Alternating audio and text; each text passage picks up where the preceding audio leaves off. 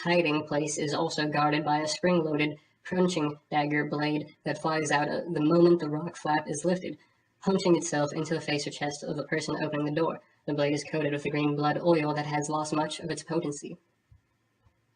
Collapsing energy field. The door to this area is closed and has draconic writings on it and warns danger, do not enter. A large shimmering ruby red crystal about the height of a man floats in the center of the chamber some 3 feet off the ground.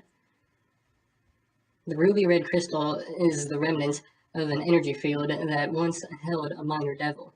It lost its primary function when the fiend escaped, but it still has enough energy to be dangerous should any person or object disturb its surface. The kobolds never touched it. Knowing there was something dangerous about it, the shimmering is actually a result of the slow ebbing of the field's energy. Disturbing the energy field surface is a physical matter, be it though touch using a pole, throwing a stone, etc., causing the protective field to collapse in on itself and releasing the remaining energy in a 15-foot radius all around the ruby. This release causes 2d4 points of force damage to all within the radius. Those caught in the blast can attempt a DC 12 reflex save to take only half damage. There is no way to disarm the energy field. The long hallway. The length of this room extends beyond the edge of the light source. Here lies an orc corpse, there rests a dead kobold, and over there a flying octopus that has had 3 of its tentacles severed lies limp against the wall. The key to controlling this region lies in controlling this hallway, as it affords access to all the parts of the dungeon, and Oghar made it as one of the key objectives when planning the orc assault. Although it was officially neutral, the kobolds realized the significance of the hallways as well as always kept a guard force nearby. Although numerically superior, the orcs had difficulty taking the hallway due to the presence of the Voyakit, Valerian's brother, and a kobold wizard. However, as the battle in the kobold stronghold, the sudden appearance of the extraplanar beasts ended the combat in a way neither side had anticipated.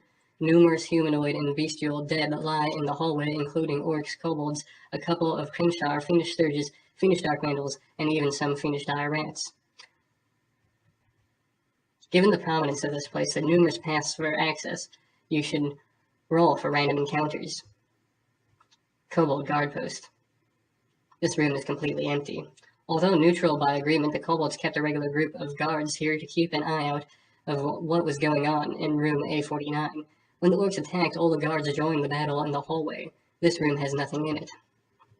The coffin. Several skeletons of varying size lie about the room, tags hanging off their bones. The smell is almost unbearable, forcing you to cover your nose.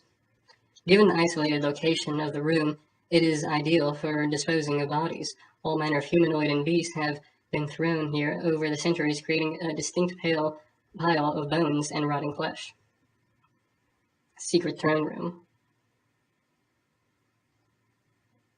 This large room has a simple throne carved from stone situated near the eastern end. Bits of chain and iron rings hammered into stone unleash a sense of dread. Otherwise, there appears to be nothing of interest here. It is unclear who altered this room and used it for evil, but slaves were tortured here for viewing pleasure of whosoever sat upon the throne. You can pick out numerous large rust red stains on the floor. The throne is without features, save 2 red gems cut into the back. It has been hewn from a single piece of rock, just the right size for a dwarf or a similar sized creature. Unfortunately, is also cursed due to the whole deeds that were perpetuated by its owner. Any living creature that touches the throne is subject to the curse and must succeed at a DC 14 willpower saving throw. Western Gallery. The southern door in the hallway is open. Read the following description. A number of skeletons from a range of creatures hang on the walls, spaced equally apart, iron spikes visible below their bones. After the demons broke out hundreds of years ago, they took over portions of the dungeon in a mad orgy of violence. For a time, this room served as a gallery of torture. During its time, the walls held a mounted corpse of a number of creatures from Drow to Duragar, every humanoid in between. Since the time has been reduced, the corpses to the skeletons make it more difficult to identify the individual species of each.